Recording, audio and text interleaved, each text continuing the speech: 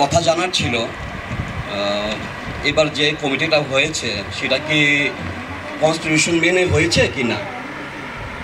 কেন বলছি, আমরা কিছুদিন আগে কোনো পেপারটার নাম মনে কোনো পেপারও দেখেছিলাম যে আমরা যা নমিনেশন ফর্ম আমরা জমা দিয়েছি, যে ডেট ছিল সেই ডেটের পরে জমা হয়েছে এমন কিছু বা কিছু একটা মহল থেকেও এমন কথা উঠছিল।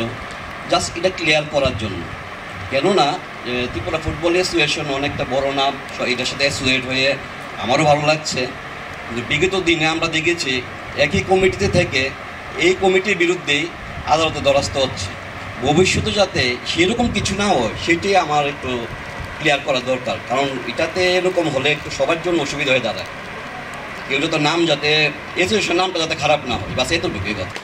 ভাইস প্রেসিডেন্ট রূপক সাহা, সেকেন্ড চঞ্চল নন্দী, থার্ড অমিত দেব।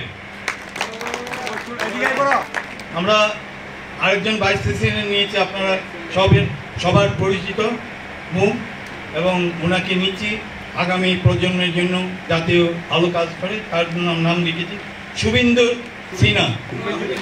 অনেক প্রত্যাশা আশা নিয়ে আমরা ওনাকে রেখেছি, আগামী দিনে ওর হাত ধরে যাতে ত্রিপুরা আরও এগিয়ে যেতে পারে, তাই আমরা ইয়ং ম্যানকে নিচ্ছি।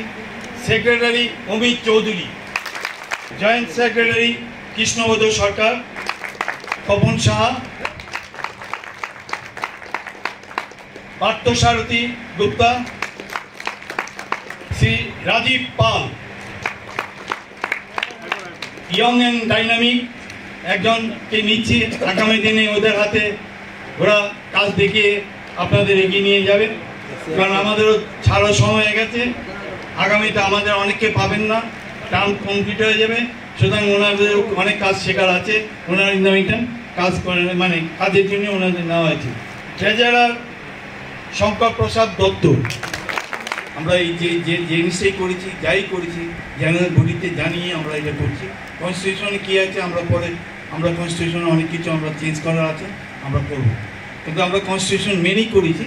আমাদের যেহেতু এটা জেনারেল বডিতে এটা পাস হচ্ছে, সেখানে আর কনস্টিটিউশনে কোনো মানে বাধা বিপত্তি থাকার কথা নয়।